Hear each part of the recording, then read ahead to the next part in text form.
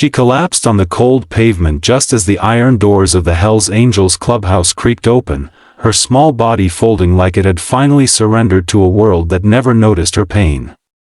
The engines inside roared, laughter echoed, and yet right there on the ground lay a homeless girl, dirty, exhausted, and barely breathing, as if fate itself had dragged her to the one place everyone warned her never to go. If you believe that kindness can come from the most unexpected places, if you believe in second chances and hidden humanity, take a moment right now to like this video, share it with someone who needs hope, subscribe to the channel, and tell us in the comments where you're watching from.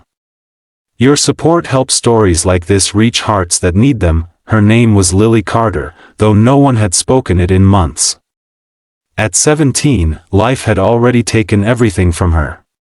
Her mother had died quietly in a charity hospital bed, her father had vanished years earlier into addiction and silence, and the foster system had taught her how invisible a person could become.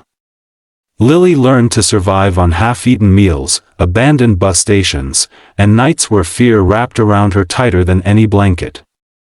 By the time she wandered into the dusty stretch of road outside the Hells Angels clubhouse, she hadn't slept in 2 days, hadn't eaten in 1, and her body finally gave up the fight. Inside the club, the world was loud and intimidating. Chrome gleamed under yellow lights, leather vests bore patches earned through loyalty and blood, and men who looked like nightmares to outsiders called each other family. Among them stood Jack Turner, a broad-shouldered biker with a thick gray beard, scarred hands, and eyes that had seen too much life to pretend he didn't recognize suffering.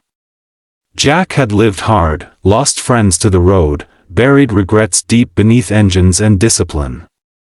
He was known as solid, unshakable, not the kind of man people expected to kneel beside a fallen girl. When Jack stepped outside for air, the laughter behind him faded, replaced by the unsettling stillness of Lily's body on the ground.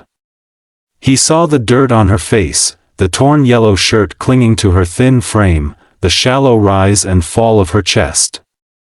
For a moment, he froze, not because he didn't care, but because the past slammed into him. He remembered his own sister, run away at 16, found too late behind a grocery store.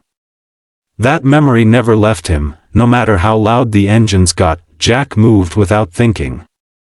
Kneeling beside Lily, he carefully lifted her, surprised by how light she was, as if life itself had already started to leave her. The other bikers went quiet, their rough humor replaced by confusion and tension. This was not their world, not their problem, and yet Jack carried her inside like she mattered, like she belonged somewhere safe. The clubhouse transformed that night. The same men who terrified strangers brought water, blankets, and silence. Someone called for medical help. Someone else cleared a table. Lily stirred weakly, eyes fluttering open just long enough to see Jack's face, not cruel or threatening, but deeply worried. Then she slipped back into darkness, trusting a stranger she had no reason to trust. The doctors later said she would have died if she'd been left outside much longer. Dehydration, exhaustion, untreated illness, and months of malnutrition had pushed her body to its edge. Jack stayed at the hospital longer than anyone expected, sitting stiffly in a chair that didn't fit him, refusing to leave until he knew she'd survive the night. The nurses whispered about the biker with the gentle eyes, surprised by the quiet way he listened and the care in his hands. When Lily woke up for real, the world felt different. Clean sheets replaced concrete. Warmth replaced hunger. Jack was there again, not hovering, not demanding anything, just present. Over the next days, pieces of her story surfaced in fragments. The foster homes that felt worse than the streets. The nights hiding from men who saw her as disposable. The shame of asking for help and being ignored until you stop asking at all. Jack didn't offer speeches or promises. What he offered was consistency. He arranged for a social worker he trusted. He spoke to people who owed him favors, not to control Lily's future, but to protect it. The club, rough as it was, quietly rallied around the idea that this girl would not fall through the cracks again. Food appeared. Clothes appeared.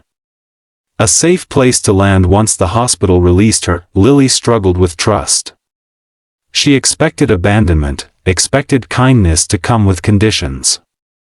Every time Jack showed up, part of her waited for the moment he wouldn't. But he always did.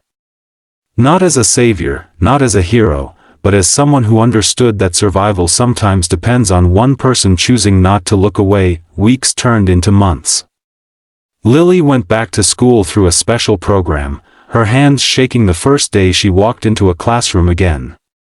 Jack waited outside on his bike, not to intimidate, but to remind her she wasn't alone. She started gaining weight, color returning to her face, laughter cautiously testing the air. The nightmares didn't vanish, but they loosened their grip. The Hells Angels clubhouse became a strange symbol in Lily's mind. The place she had collapsed in despair became the place where her life restarted. The men there never asked for gratitude. They simply treated her like someone worth protecting. Jack watched her grow stronger, and in doing so, he healed parts of himself he thought were long dead. He spoke about his sister for the first time in decades, finally letting grief breathe instead of rot. Not everyone understood. Rumors spread. Judgments formed. People saw leather and tattoos and assumed danger. But Lily knew the truth. She had met cruelty in clean houses and salvation among men the world had written off. She learned that kindness does not wear a uniform, and family does not always share your blood. Years later, Lily stood on a small stage, accepting a scholarship for social work, her voice steady, her eyes bright. Jack stood in the back, arms crossed, pride written all over his weathered face. He didn't need recognition. He only needed to know that one moment of stopping, one choice to care, had changed the direction of a life. If this story stirred something inside you, if it reminded you that compassion can come from unexpected places, please take a moment now to like this video, share it, and leave a comment. Your engagement helps keep these stories alive and reaching others who may need hope today. And before this story ends, we ask you one special thing. Please comment below what this story made you feel, or share a moment when someone's unexpected kindness changed your life. Lily often thinks back to that cold pavement and the doors that opened behind her. She knows now that sometimes, when you collapse at the edge of the world, the ground doesn't swallow you. Sometimes, someone kneels down, lifts you up, and reminds you that your story is not over yet.